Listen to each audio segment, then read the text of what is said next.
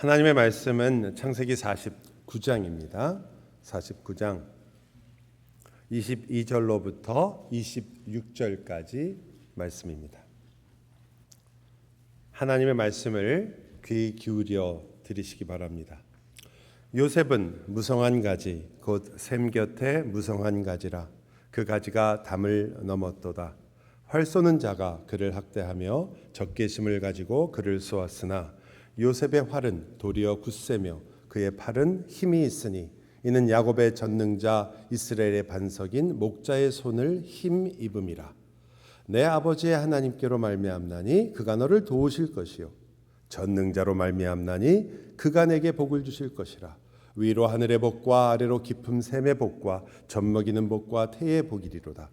내 아버지의 축복이 내 선조의 축복보다 나아서 영원한 산이 한없음 같이 이 축복이 요셉의 머리로 돌아오며 그 형제 중 뛰어난 자의 정수리로 돌아오리로다. 아멘. 이제 야곱의 여러 형제 중에 자녀 중에 아들들 중에 대부분의 아들 10명의 아들이 끝나고 2명이 남았는데 이 2명은 라헬의 자식들입니다. 그 바로 요셉과 벤자민이라고 하는 베냐민이죠. 그래서 우리는 오늘 요셉에 대해서 좀 같이 다루려고 하는데 이 본문 자체가 조금 어려워요. 읽어도 이해가 안 돼서 어려운 게 아니라 여러분이 만약에 성경을 읽으실 때 개역 개정이 아니라 새 번역으로 읽으시면 오늘 읽은 구절이 완전히 다르다는 걸 알게 되실 거예요. 요셉은 무성한 가지라고 하지 않고 요셉은 들 망아지라 이렇게 번역을 했습니다. 이건 좀 비슷하지도 않잖아요, 그렇죠? 뭐 포도나무라 뭐 이렇게 하든지 그러면 좋은데 들 망아지라 들 낙이라는 뜻입니다. 이렇게 번역을 했기 때문에 많은 분들이 왜 그렇게 번역이 다릅니까? 라는 질문을 할 수 있어서 제가 조금 시간을 내려고 합니다.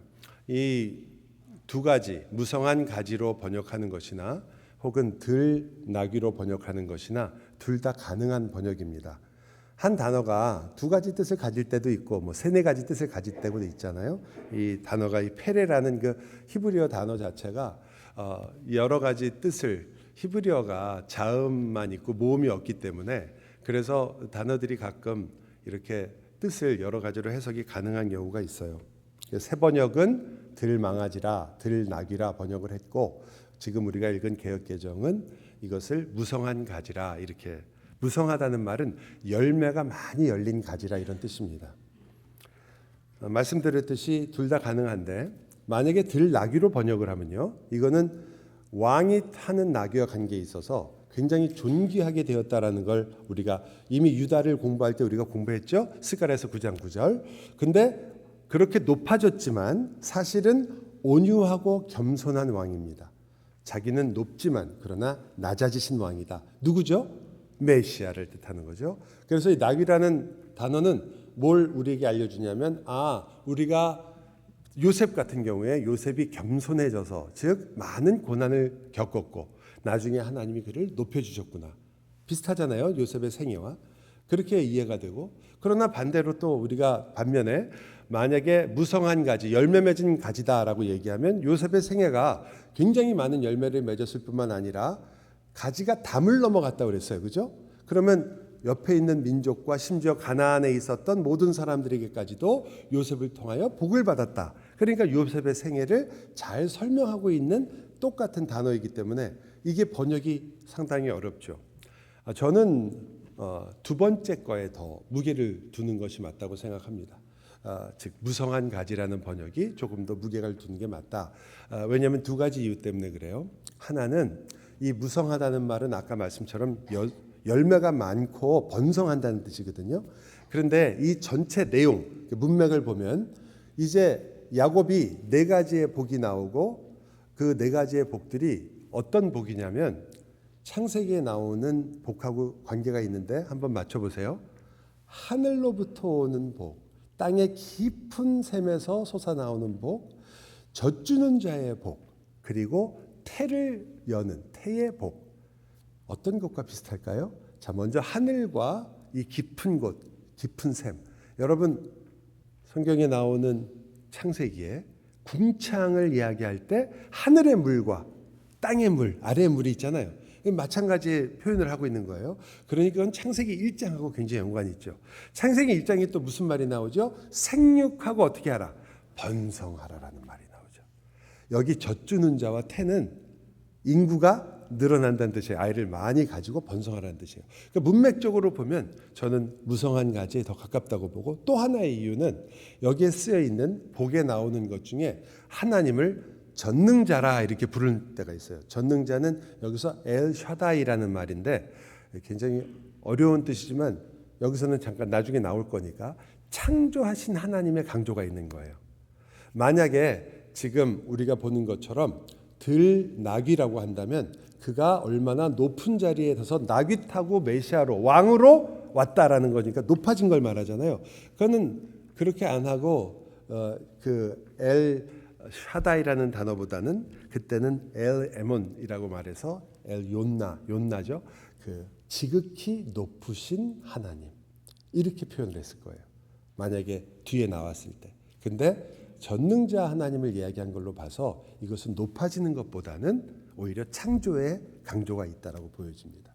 저는 두 번째 번역이 조금 더 무게를 두는 것이 맞다고 생각을 하고요. 그러나 둘 다 사실은 이 요셉에 대한 축복의 가장 중요한 부분은 아니고, 그리고 또한 둘 다 가지고 있는 내용이 요셉이 얼마나 높아지고 얼마나 풍성해졌는가를 말하는 거기 때문에 either way라고 하죠. 둘 다 큰 문제는 없습니다. 나중에 조금 더 우리가 더 많은 학자들의 연구와 혹은 우리가 주님께 갔을 때는 둘 다 맞을 수는 없으니까 둘 중에 하나가 맞을 거예요. 제가 가끔 그런 얘기 하는데 많은 분들이 저한테 와서 물어봐요. 목사님은 무천년주의자예요? 아니면 전천년주의자예요? 후천년주의자예요? 그런 거 물어보세요. 그런데 아시는 분이니까 또 그런 걸 물어보시겠죠. 저희가 요한계시록 할 때도 말씀드렸지만 그 세 가지가 다 장점과 단점이 있습니다. 그리고 그런 것들은 우리가 어떤 것을 따르고 있느냐에 따라서 여러분의 신앙 전체가 그것에 좌우되어서는 안 되기 때문에 어떤 한 가지 학설을 이것 외에 다른 것은 전부 다 거짓인 것처럼 얘기하는 것은 상당히 위험한 일들입니다. 왜냐하면 훌륭한 우리의 신앙의 선배들이 그것들을 다 받아들였으니까요. 하지만 나중에 가보면 그 중에 하나만 맞을 겁니다. 어쩌면. 아니면 거기 답이 없고 다른 것이 더 정확한 답이 나올 수도 있겠죠. 우리가 알고 있는 성경에 대한 이해가 여전히 부족한 부분이 있기 때문입니다. 저희가 놀라지 마세요. 칼빈보다 여러분이 성경을 더 많이 아세요. 지금 500년 전 사람 얘기하는 거예요. 아니 그분보다 우리가 성경을 잘 모르면 어떡하겠다는 거예요. 그분의 주석서에 틀린 부분이 많이 있어요. 이제는 알게 된 거죠. 이분이 그렇게 뛰어났지만 여전히 그분도 연구하고 모르던 부분이 있었구나. 성경에 말하는 것처럼 부지런히 살펴야 되는구나. 또 동시에 왜 그렇게 하실까요? 하나님이 그냥 처음부터 다 알려주시지? 아니요. 겸손하게 하십니다. 항상. 우리가 성경 앞에서 정말 무릎을 꿇어야 하며 그 말씀 앞에 겸손해야 되는구나 라는 것을 알려주시는 것이기도 합니다. 어쨌든 그렇다고 하더라도 이것이 우리의 신앙에 어떠한 큰 영향을 미치는 게 아니라 오히려 우리가 이 본문의 진짜 중심과 핵심이 뭔지를 알게 해주는 거죠. 핵심은 지금 풍성한 나무, 열매가 많은 나무도 혹은 망아지 혹은 나귀도 아니다는 거예요. 핵심은 어디 있느냐?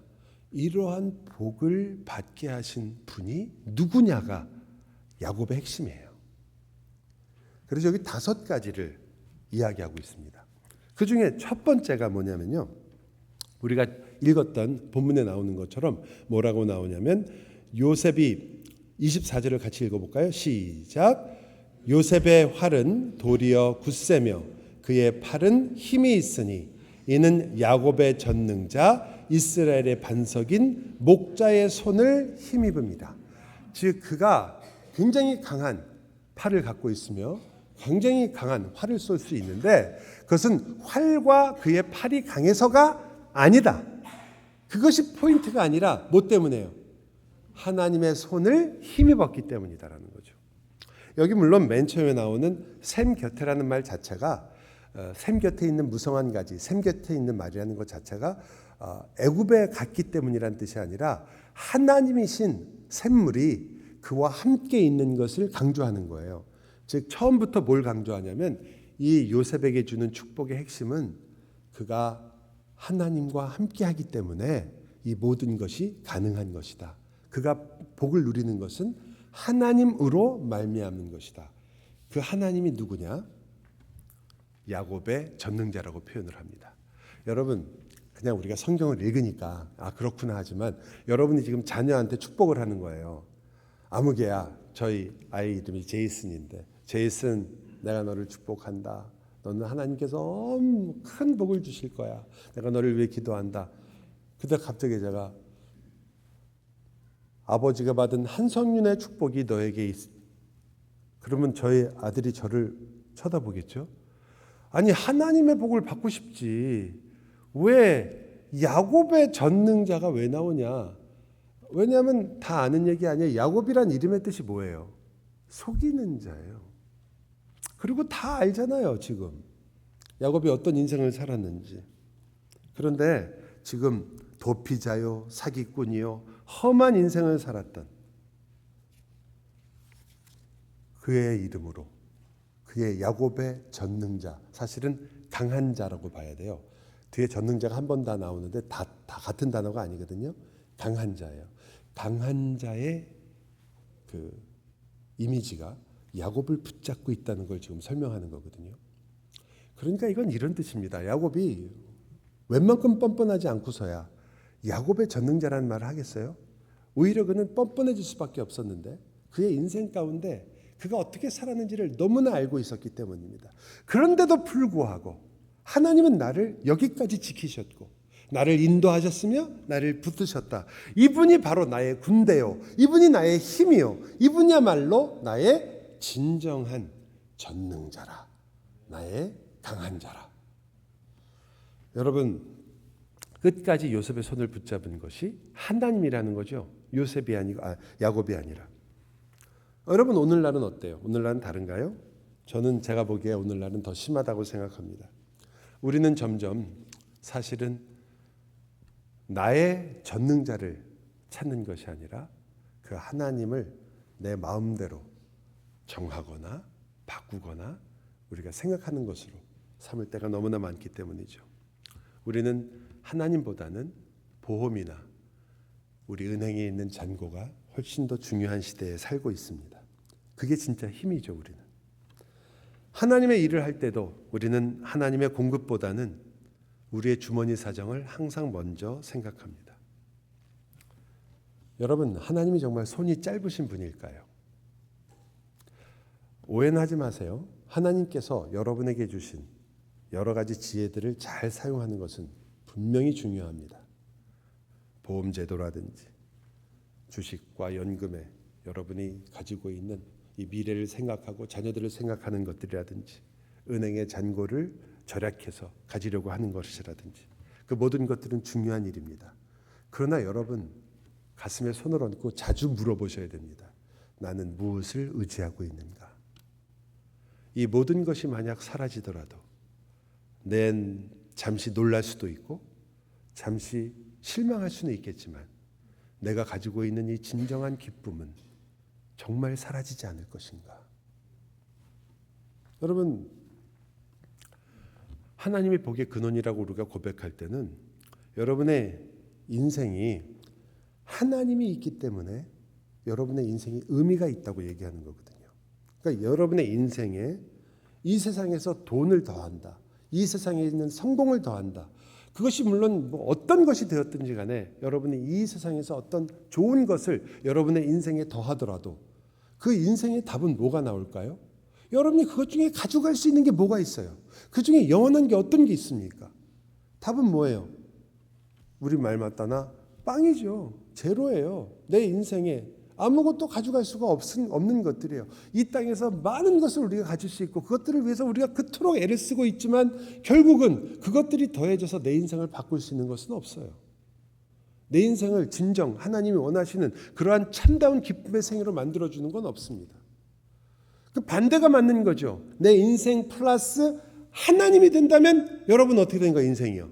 모든 것을 가진다. 전문 용어로 뭐라고 그래요? 대박이라고 그러죠.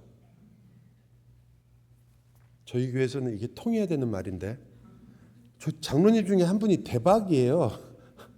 모르시네. 큰일 났어요. 어쨌든 대박을 나는 거예요. 여러분이 하나님이 계시기 때문에 여러분의 인생이 의미가 생기는 거거든요. 인생 플러스 하나님이 결국은 모든 것이 되는 거예요. 다른 거 아무리 더해도 그 인생에 남는 것이 사실은 우리가 말 그대로 죽으면 끝이잖아요. 없어요, 사실은. 우리 가져갈 수 있는 게 없으니까요. 그런데도 불구하고 우리는 그걸 바라보죠. 여러분은 정말 이 사라지는 은행과 사라지는 연금이 아니라 내 진정한 안식은 하나님께 있다고 고백하십니까? 하나님의 지혜, 우리에게 주신 일반적인 은혜를 우리가 잘 사용하지만 그것만을 바라보고 있다는 것은 우리가 지금 사실은 신앙생활을 하는 것이 아니라 우리도 세상과 똑같은 삶을 추구하는 것과 다르지 않기 때문에 여러분은 끊임없이 물어보셔야 되는 거죠. 그래서 첫 번째입니다. 야곱의 전능자. 야곱은 그 진정한 강하신 분을 하나님이라고 붙잡고 있었습니다. 둘째는 목자라고 표현을 하죠. 야곱이요. 여러분 양 아시죠? 양은요 정말 자기 멋대로 움직이는 것으로 가장 잘 알려진 동물 중에 하나입니다. 고집이 엄청 세고요. 그리고 상당히 어리석습니다. 심지어 뒤집어 놓으면 자기 힘으로 일어나지 못할 때도 있는 그게 양이라는 짐승이라고 알려져 있죠. 그런데 그 양이요 목자를 만나면 달라지는 거예요. 양을 그냥 놔두면 언제 잡혀먹을지 모르고 언제 어디로 가서 사라질지 모르고 어디서 떨어져 죽을지 모르는데 목자를 만나면 그 양은 가장 가치 있는 동물이 됩니다. 왜냐하면 그 목자가 바로 하나님이라면 여러분 생각에는 양이 하나님을 만나면 갑자기 똑똑해지나요? 갑자기 말을 잘 듣기 시작하나요? 갑자기 고집을 다 버리나요? 여러분이 예수를 믿으면 여러분이 모든 것이 갑자기 다 바뀌어서 그때부터는 여러분이 갑자기 착한 사람이 되나요? 아니라는 거죠. 물론 우리는 모두 다 그렇게 원합니다. 예수 믿고 나면 내가 좀 뭔가 좀 괜찮은 사람이 되기를. 왜? 여러분의 관심은 하나님의 영광이 아니라 내가 괜찮은 사람 되는 게 관심이니까. 내가 남한테 욕 안 먹고 남에게 존경받고 남이 나를 알아주는 사람이 되는 게 우리의 기쁨이지, 내가 찌그러지고 밟히더라도 하나님의 영광이 된다면 그 길을 가겠다.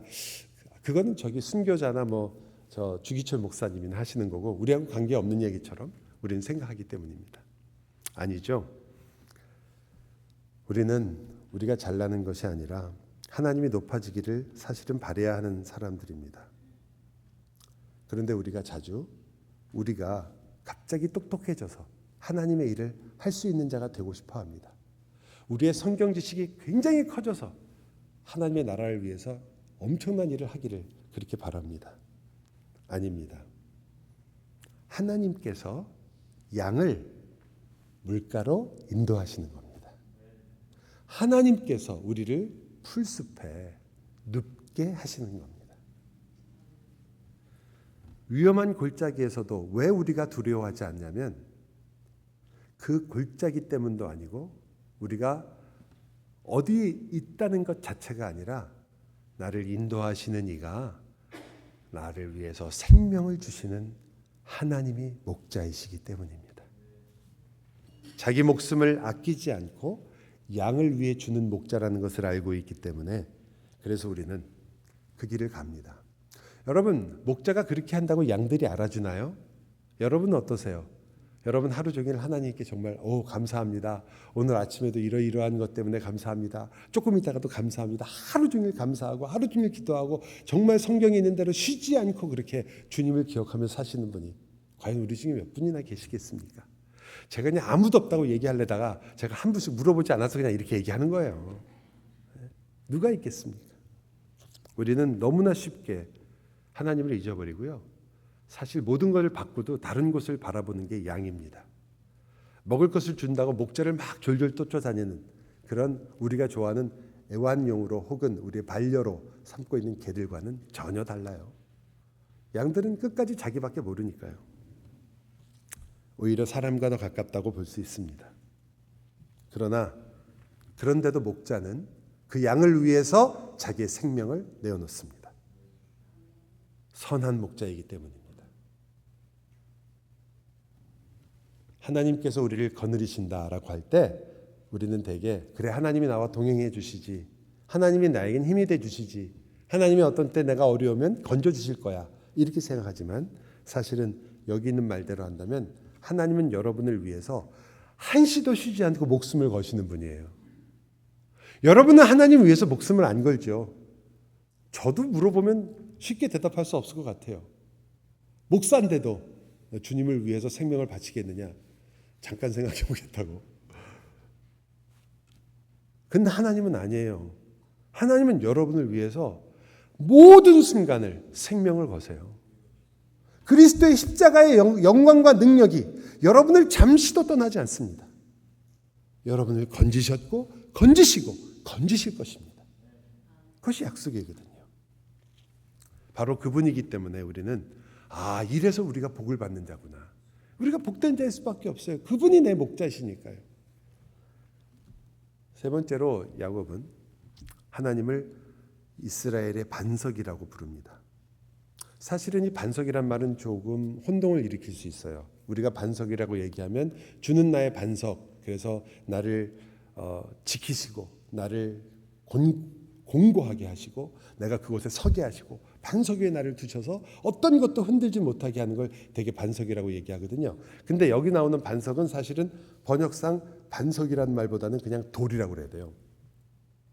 여러분, 이 돌이 어떤 돌이냐면 아시다시피 야곱이 지금 쫓겨나서 도망칠 때요, 베델에서 어떻게 했죠? 뭐 베고 잤어요? 돌베개 베고 잤잖아요. 그러고 나서 하나님이 나타나셔가지고 천사들이 오르락내리락 하는 거 본 다음에 돌베개를 어떻게 했죠? 돌베개 세워가지고 그것으로 제단을 삼아서 하나님께 경배했죠. 그때 이 돌베개가 어떤 역할을 한 거냐면 하나님과의 언약을 맺은 표예요. 그런 돌이에요. 그러니까 하나님은 이스라엘의 돌입니다라는 말은 그냥 말하자면 하나님은 이스라엘의 약속입니다 이 말이에요. 저의 얘기도 마찬가지죠. 하나님은 우리의 약속이시다라고 말하는 거예요. 이렇게 말씀을 드리면 여러분이 조금 실감이 안 나니까 이렇게 제가 말씀을 드릴게요. 하나님이 여러분에게 이렇게 약속하셨거든요. 내가 나의 아들을 줄 것이고 그가 죽음으로 내가 너희를 구원할 것이다. 그게 약속하신 거였어요. 그 하나님의 약속이 바로 하나님의 말씀이 바로 하나님이셨어요. 그게 이루어졌습니까? 안 이루어졌습니까? 이루어졌고 우리에게 주신 바 됐거든요. 그게 약속이라는 의미예요. 자, 그것뿐이에요. 내가 너를 절대 잊지 않는다. 그 하나님의 약속이 그 하나님이에요. 바로 그 하나님 때문에 여러분이 복된 자가 되는 거예요. 내가 너를 절대 잊지 않는다. 여러분, 누군가가 여러분을 잊지 않는다는 건 참 기분 좋은 일인데 그분이 하나님이시라면 말할 나위가 없잖아요. 하나님이 여러분을 잊지 않는다고 말씀하시고 진짜로 그렇다는 말이거든요. 또 우리가 조금 문학적으로 표현한다면 예수 그리스도의 심장, 그 심장에 우리가 있다고 얘기하잖아요. 너는 나의 심장이라. 너는 나의 사랑이라. 뿐만 아니라 이렇게 말씀하시잖아요. 내가 너를 예수 그리스도의 형상에 다다를 때까지 만들고 성취할 것이다. 그러면 그것이 하나님의 약속이 곧 하나님이에요. 그것으로 말미암아 우리가 복을 받게 되는 거예요. 죄도 악도 죽음도 너를 해하지 못할 것이다. 하나님의 나라가 내 안에서 이루어질 것이다. 이것이 그대로 이루어지는 것, 그 하나님의 약속이 우리의 모든 복의 근원이 되는 거죠. 여러분이 그냥 지나쳤던 구절이 어떤 구절인지 모르겠습니다. 여러분이 암송하면서도 자주 잊어버리는 구절이 어떤 구절인지 모르겠어요. 여러분이 성경을 읽으면서도 그냥 지나쳤던 구절이 어떤 구절인지 모르겠어요. 어떤 분은 어떤 구절에서 부닥쳐갖고 그 구절을 붙잡고 울 수도 있지만 그렇게 매일 읽는 성경인데도 어떤 때는 그냥 읽고 지나갈 때가 있죠. 여러분은 읽고 지나가는데 그게 하나님의 약속이라고요. 하나님의 말씀이라고요. 하나님은 잊지 않고 여러분에게 그 말씀을 이루신단 말이에요. 그러니 우리가 어떻게 복이 있는 자가 아닐 수 있겠습니까? 네 번째는 사실 아까 얘기한 것보다 더 놀라운 말인데 처음에 야곱의 전능자다 그래서 우리가 복을 받는다 그랬잖아요. 그것도 조금 얼굴이 약간 화끈하죠. 야곱을 어떻게 낼 수 있을까. 근데 네 번째는 제가 소개해드리기가 얼굴이 뜨거워요. 요셉한테 말하는 거예요. 너의 아버지의 하나님이 너의 복의 근원이다. 너의 아버지의 하나님. 이건 아까랑 좀 달라요. 이건 무슨 뜻이냐면 굉장히 개인적인 말이거든요. 야곱이라는 말보다 너의 아버지니까. 여러분, 요셉이 6살 때인가 7살 때요. 어떤 일이 있었냐면은 그 어머니 라헬이 드라빔을 갖다가 숨겨가지고 갖고 오다가 그 외삼촌이죠. 그 야곱의 외삼촌이고 장인어른인 라반이 쫓아와가지고 그거 뒤져서 나왔으면 다 죽을 뻔했어요. 그걸 봤던 게 요셉이에요. 그날 조금 지나지 않아서 아버지가 멀쩡하게 밤에 우리 보고 다 앞으로 가라 그러고 아버지 혼자 저 강에 남아있는, 글쎄 요셉이 어려서 무슨 생각을 했을지 잘 모르겠지만 이상하다는 생각을 했을 것 같아요. 그러더니 그냥 다음날 아침에 쩔뚝거리면서 나타난 거예요. 그걸 다 보고 걷단 말이에요. 그 아버지가 누구신지, 무슨 일을 했는지, 어떻게 살았는지 이걸 다 봤어요. 그런데 야곱이 어떻게 이렇게 얘기할 수 있는 거야? 나의 하나님, 너의 아버지의 그 하나님이 너의 복이다. 여러분, 이거는 정말 너 나를 보지 않았냐?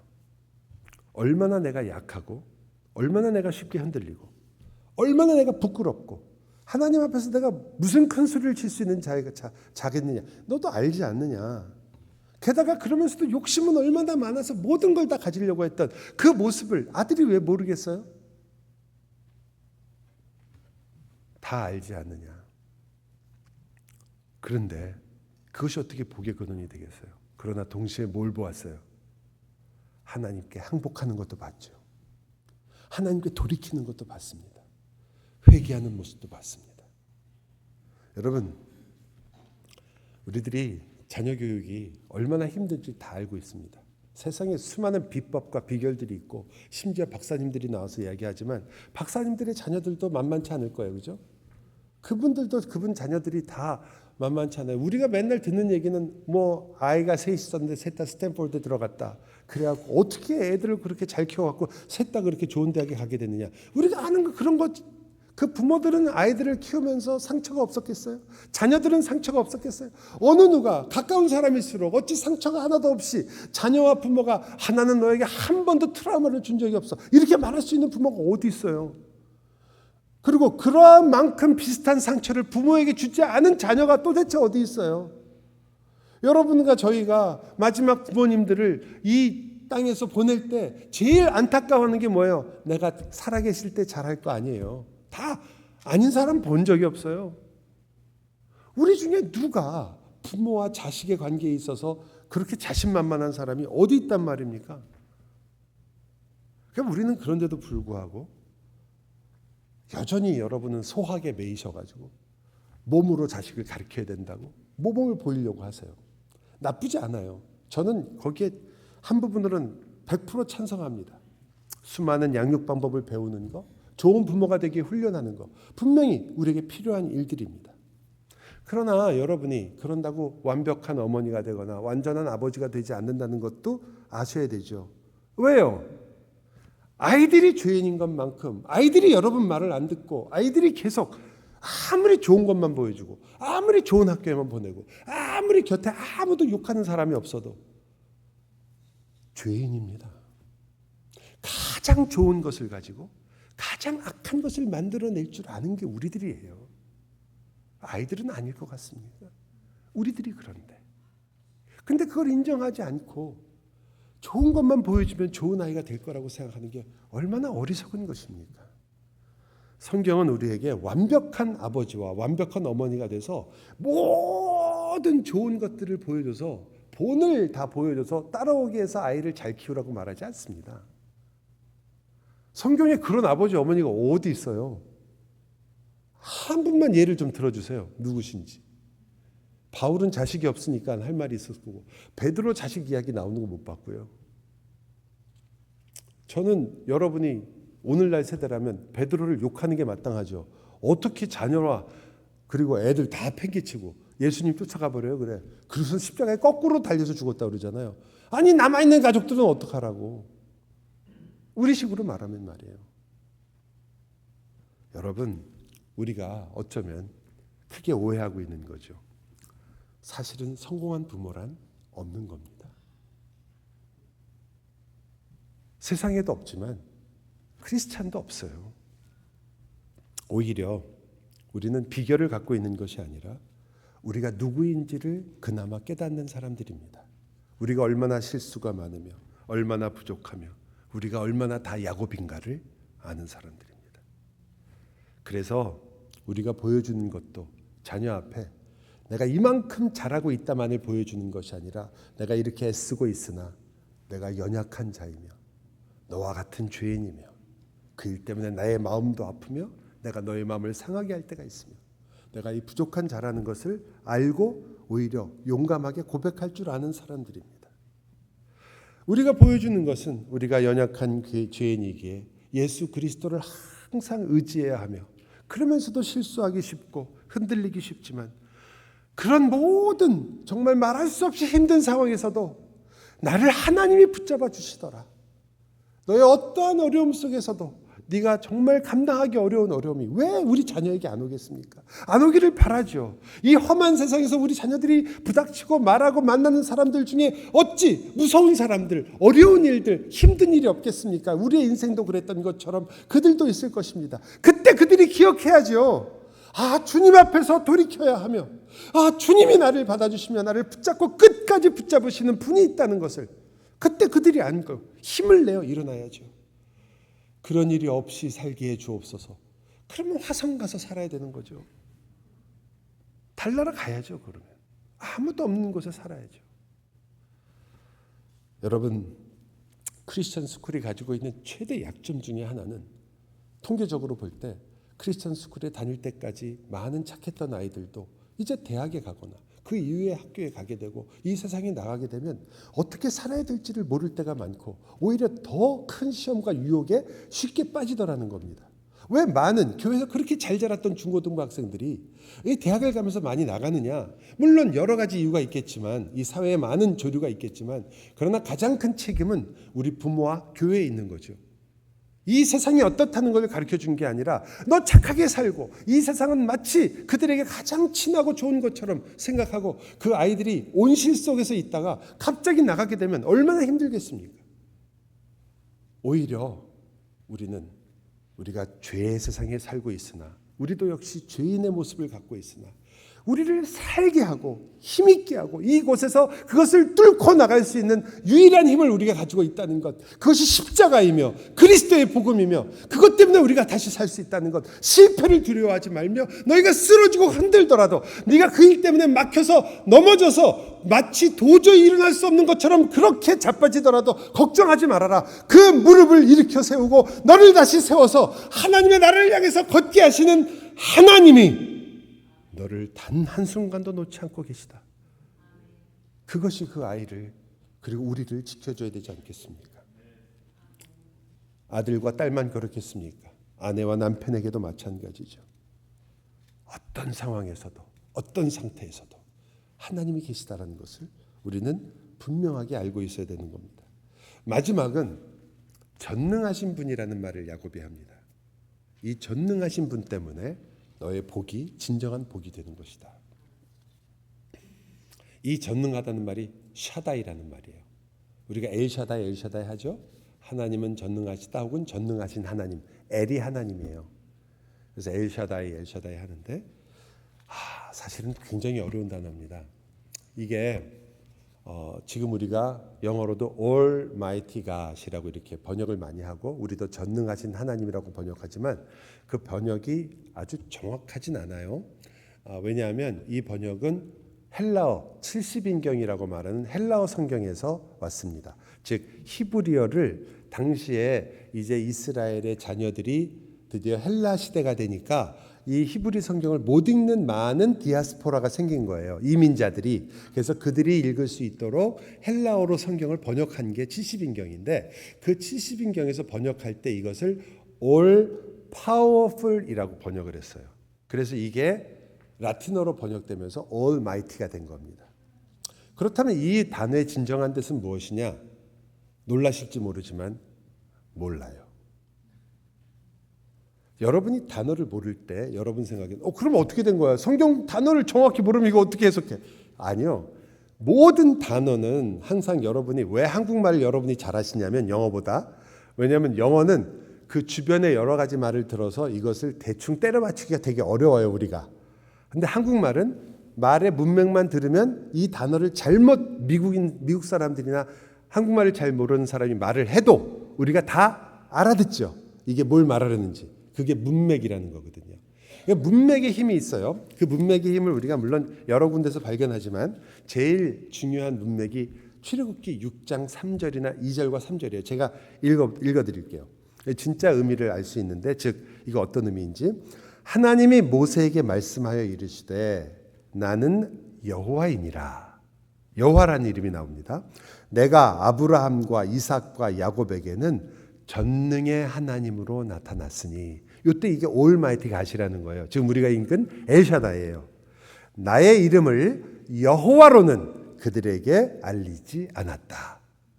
그러니까 여호와라는 이름은 지금 모세에게 알려준 이름인 거예요. 출애굽기 때. 그죠? 그 전에는 어떤 이름으로? 엘샤다이로 아브라함에게, 그 자손들에게는 알려줬다. 그러니까 이 두 단어가 다르다, 이런 말이에요. 그렇다면 첫 질문은, 그럼 여호와라는 것을 아브라함은 몰랐느냐? 천만의 만만의 말이죠. 알고 있었죠. 여호와라는 단어가 이미 창세기부터 다 나오는 단어예요. 그런데 여기서 뭘 얘기하는 거냐면, 하나님께서 이 여호와라는 단어의 진정한 의미로 쓰여지기 시작한 것은 이제 모세 너의 때부터다. 왜? 출애굽, 너희를 구원하는 하나님, 너희를 애굽으로부터 건져내신 하나님이 바로 여호와라는 이름을 그들에게 쓰기 때문입니다. 그러니까 그 전까지는 이 전능하신 하나님이라는 말은 족장들인 아브라함에게 쓰여지는 말인데 어디에 가까운 거예요? 출애굽 이후가 아니라 그 전이에요. 자, 출애굽 전에 있는 성경책이 뭐예요? 너무 어려운 질문이죠? 창세기.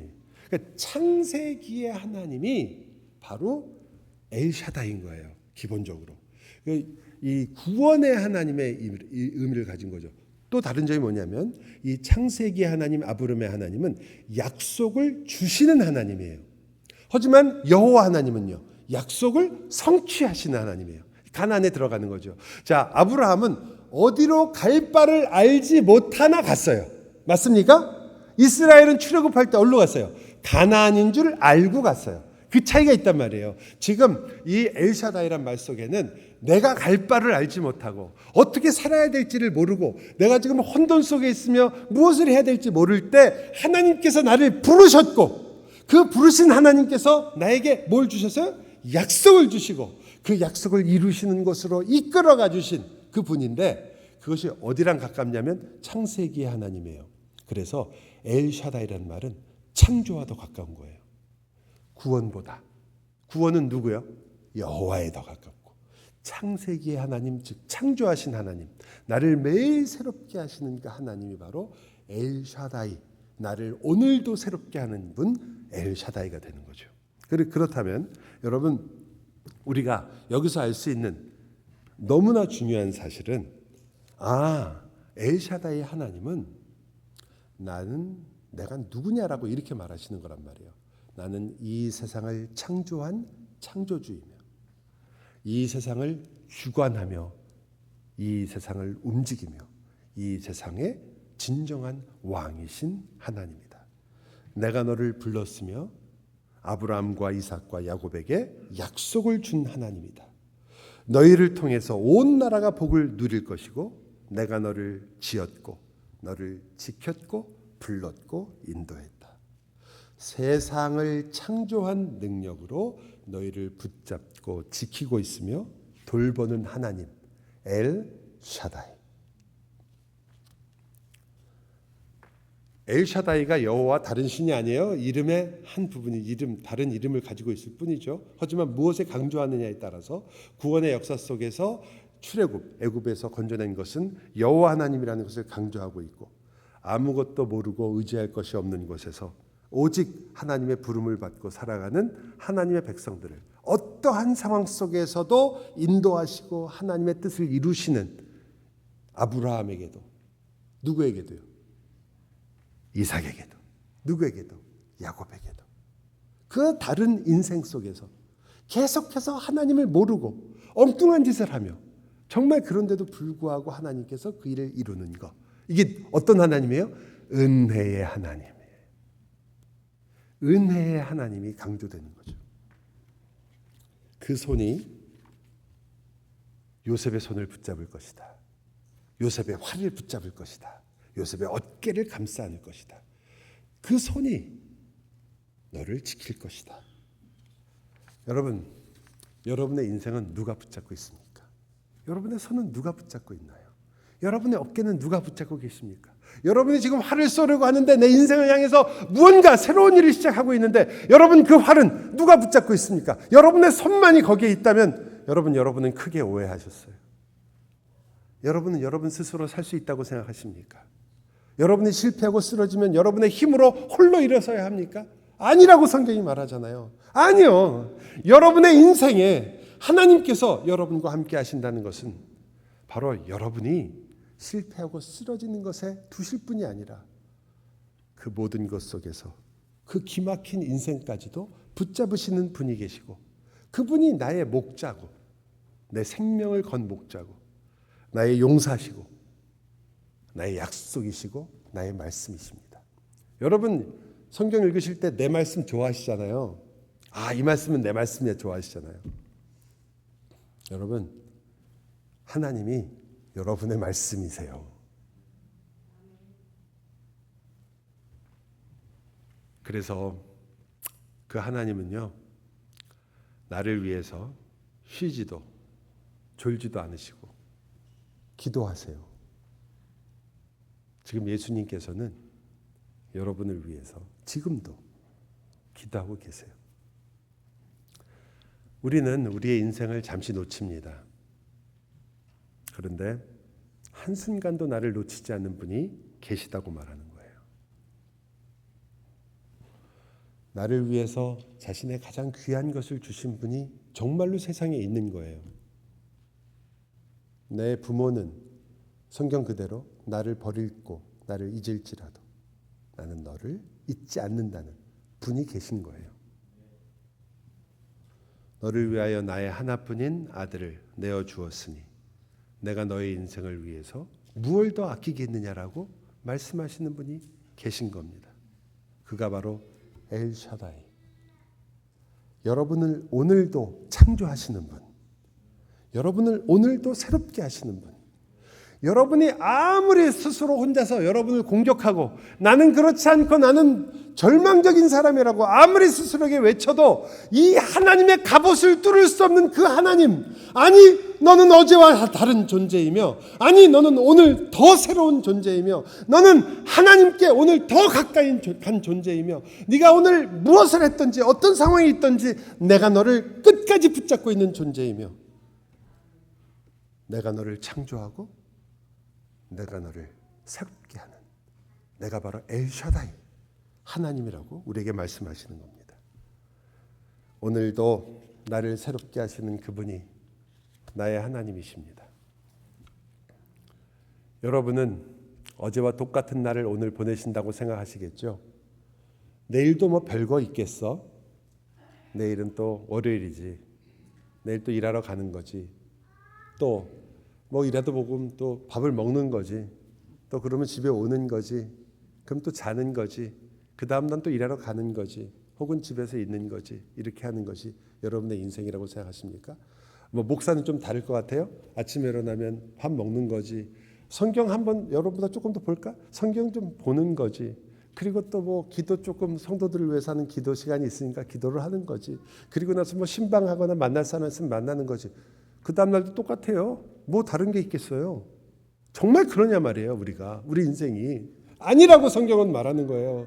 너의 아무리 작은 일도 아무리 사소한 일도 너의 인생에 일어나는 모든 일들이 새롭다. 왜냐하면 내가 너를 위하여 창조하고 있기 때문이다. 엘 샤다이. 기도합시다. 사랑의 주님, 저희가 그 주님 앞으로 나아왔습니다. 나를 붙드시는 그 주님이 나의 주님이시니 주여 저희로 이 자리에서 그 주님만을 다시 한번 찬송하게 하시고 기억하게 하시옵소서. 나의 목자, 나의 전능자 엘샤다이, 그분으로 인해 내가 복된 자라는 것을 깨닫고 알고 누리게 하여 주옵소서. 예수 그리스도의 이름으로 기도하옵나이다.